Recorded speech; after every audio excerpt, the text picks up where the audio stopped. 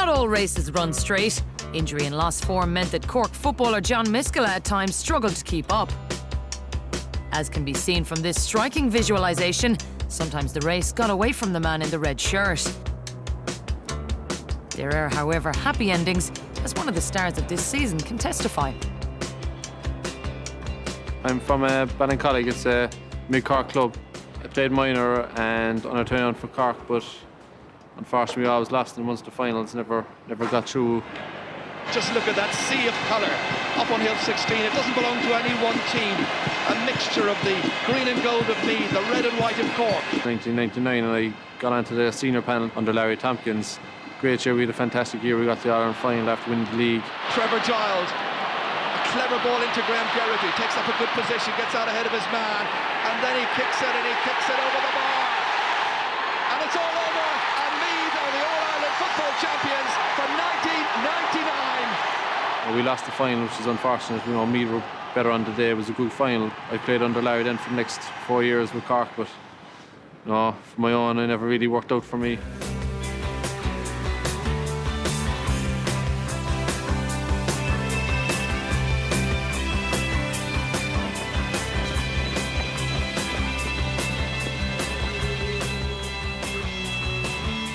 Every time I got close, I was breaking down with injury, and even when I was fit, I wasn't being picked, I suppose, and rightly so. I wasn't good enough.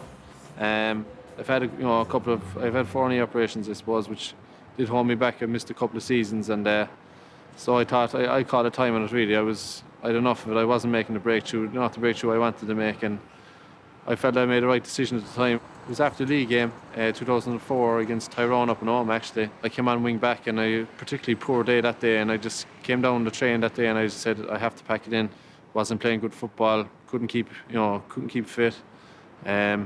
So I made a decision just to pack it in. I told Billy Morgan, who was manager at the time, my decision, and even though he tried to talk me over, there's no way I was turning back on it. I was really happy to go, and I needed a break from it. I suppose I was out of the scene for 3 years. I never really missed it, no. I tried to put it on my head, I suppose, really, more than anything. 2006, I had an operation on my knee, and I decided to get fit. I suppose, when you get injured, you do a lot of rehab. You end up training your own, and I began to really like it. I know lads don't like training their own, but I really like training my own, and the track here, it's fantastic. A fantastic facility. I just do a lot of track work, whether it be 400s, intervals of 400s, 200s, 100s. And I did it for 2 winters, and it really stood to me. Then I played a couple of league games with the club, and Billy Morgan gave me a ring, asked me would I come back into the extended panel. And I was really happy to hear it. Like, I didn't think I would be so happy, but I jumped at the chance, really. Dropping in towards Michael Cussick, comes down across the right hand forward, a chance, and beautifully tucked away by John Miskella. I do really like running, and that's what got me back, really, to where I am now.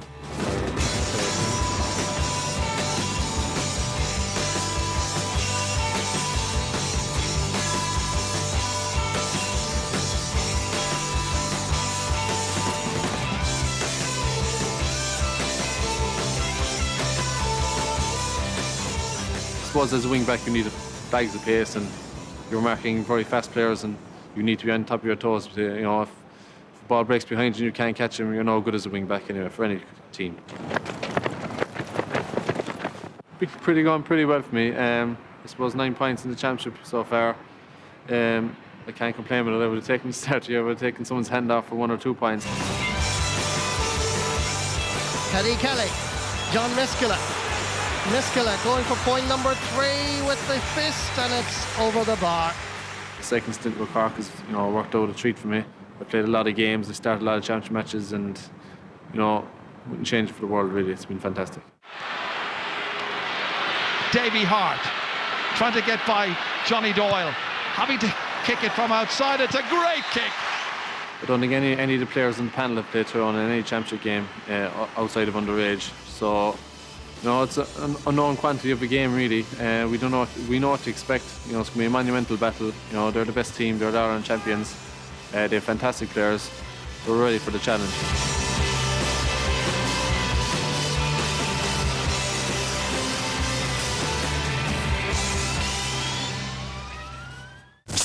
The H1N1 strain of the influenza virus, better known as swine flu, has become a global pandemic. This week saw a second fatality from the outbreak in Ireland. Dealing with a contagious illness is a major public issue. We ask, what are the implications for the GAA on and off the pitch?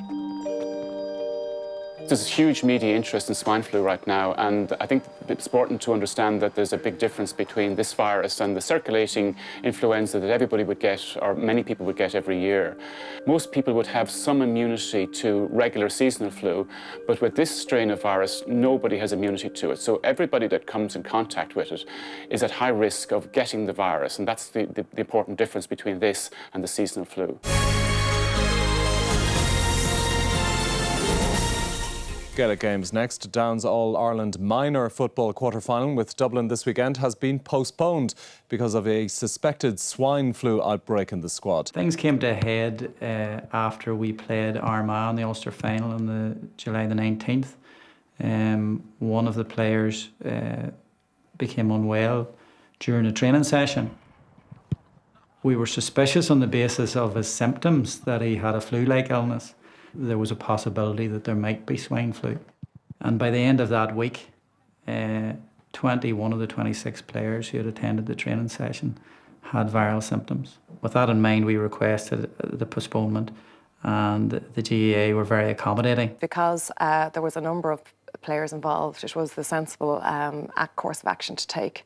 And we worked closely with the Down County Board and the Down team doctor, and we decided to allow that to be deferred, the match to be deferred for a couple of weeks. Joe McMahon has made a name for himself as one of the most versatile players in the game. Although there's unlikely to be a trimming in Croke Park, one of football's more famous beards is under threat. I suppose the beard story, looking back, it was you could maybe look at Ryan McMahon as one of the main culprits because we had held a meeting and it turned out that Ricey had jokingly mentioned, getting a bit of team unity and by growing a beard, and it was a case of until we were beaten, then the beards would be cut. But unfortunately, maybe we went the whole way and the beards did get out of control. Yeah, there's a couple of ZZ Top supporters in there, Ryan McMahon and Joe McMahon. Oh, the barbers will be busy next week. After we'd won All-Ireland, we talked about shaving the beards off for charity. I shaved it off in the local club, almost in Dendas, and what we had raised was £600. It was just a whip around at the time, and the club they matched the 600, which was very great of them, and we were very happy with that. So we donated £1,200 to the Cormac Trust. So I suppose some good come out of the beard anyway.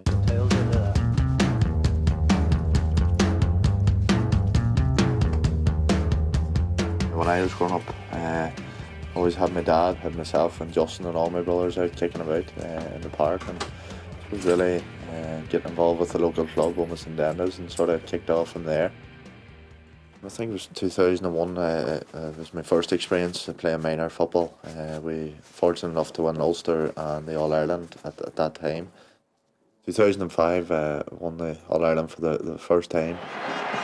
Croke Park here in Dublin, ready for the All-Ireland football final, the 65th match in this year's championship. It was about 20 minutes to go. I'd went to tackle Owen Brosnan and sort of come across, and he was in mid-flow about to kick the ball, and then he'd kicked me on my calf, and unfortunately I'd torn the calf. Well, they are watching right now as there's attention to the stricken Tyrone player, who is the fullback Joe McMahon. It was disappointing to come off, and it was probably one of the hardest things to do is come off in an All-Ireland final.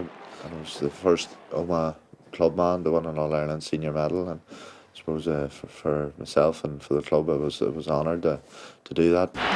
Tyrone 115, 210 for Kerry. Philip Jordan going through, Jordan hitting it, and Jordan scoring! It's all over! Tyrone have won the All-Ireland! It's one of the greatest All-Ireland sure I've ever seen, and what a display by the Tyrone team. Brothers would be more competitive than your normal teammate, but I suppose it's been from growing up from racing to the dinner table or first out to maybe to the bath or whatever, but I think that you still always have that competitive edge, and it's good to have it at training as well and keep each other going. McMahon down there towards O'Neill, good running, slipping it back towards Justin McMahon again. What a kick by the fullback! I can remember it now. I was back, it was about 1992. I taught him that one when we were growing up, so no, it was a great score. Here on Whelan, they're chasing shadows, and look at Joe McMahon, he's in here. Will he take the point? Oh yes he will, the sensible option from McMahon. 2008 was an up and down season for myself. Maybe at the start I didn't get a starting place in the team, and when I come in then against Dublin in the All-Ireland quarter-final, Mick had asked me to go to half forward, maybe a role that I hadn't been familiar with from playing in defence, and that day it worked out well with scoring a lucky enough goal and a point. Tommy McGuigan feels he has the beating of Barry Cahill. He's really quick on his feet, good sidestep, free man is Joe McMahon! Unbelievable! Coming through the back door was definitely stood to us, coming in against Kerry, and Kerry were obviously a great team, and we were fortunate to come out winners at the end of the day. Kevin Hughes, good vision, has plenty of support. Joe McMahon floats this one in, steps away as if he knows exactly where it's going. I suppose this year is no real need for the Beards. We've been fortunate enough to continue on, and we're an All-Ireland semi-final now, but I think if we were to beat an All-Ireland semi-final, it'd be a bit late to grow on at this stage, because there's no second chances now from here on in, and I suppose this time maybe we'll concentrate more on the football, and hopefully, we know it's going to be a difficult task against Cork, but hopefully we'll be up for the challenge.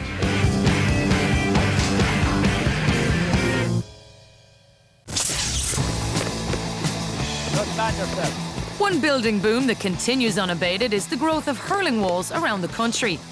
An indispensable piece of infrastructure for the great evangelist of the game, Paudie Bulter. Very good work. Attack the ball. Good man, Jim. At the present time now, there are about 200 hurling walls in use right throughout the country, and the number is growing by the day.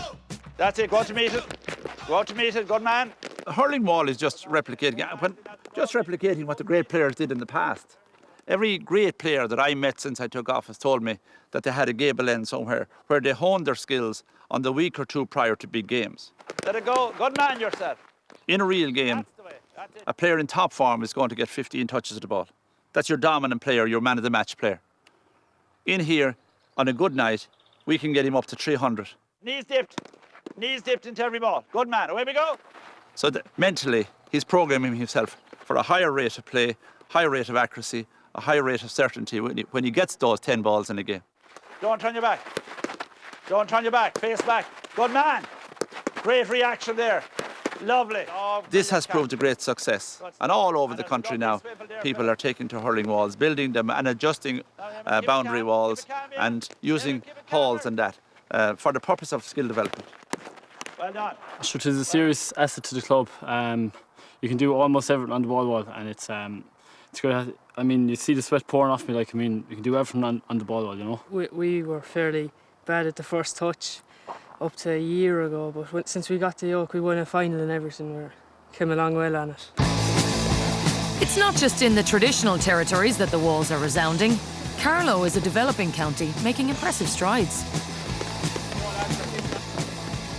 Hurling has been on the up in Carlow for a number of years now, and winning the Christy Ring for the second year in succession is proof that hurling is in a very healthy state here in Carlow. But a huge amount of work has been done for the last number of years here in clubs, in schools, with development squads. Okay, let's just watch what's happening, Just lay it off. Carlow is a very small county. Maybe a club in Dublin would have the same population to pick from as all of County Carlow. The ball wall is fantastic in terms of a player can maximise the number of ball contacts and can work on all the basic skills of the game, striking off left and right, high catching, ball handling. So all of the basic skills of hurling can be practised. Right, left and right, that's good. So it's a huge addition to improving coaching standards here in the county. Get to the ball before it bounces. I think the future for Carlow hurling is bright, but to take it to the levels of the Corks, the Kilkennys, the Galways, the Tipperaries is a huge challenge, but hopefully Carlow will get there at some stage. The hurling is slow in some counties. It's slow by the nature and the way the children see the adults playing and they replicate that. But when you come to the wall, doesn't matter what county you're in, the ball is going to come back the same speed. It comes back at 90 miles an hour in every single county. So your reactions increase accordingly. So if a boy in Armagh wants to develop his skills, he can be as sharp and as quick as a boy in Tipperary or Cork or Kilkenny. Improves your first touch every time, and we need good first touch to be able to play against like Kilkenny and them, so help improves you. It's nearly, the facilities are nearly in every club now, so that Carlow's on the way up. My dream is to play for Carlow anyway, and lift Liam McCarthy off like some of that.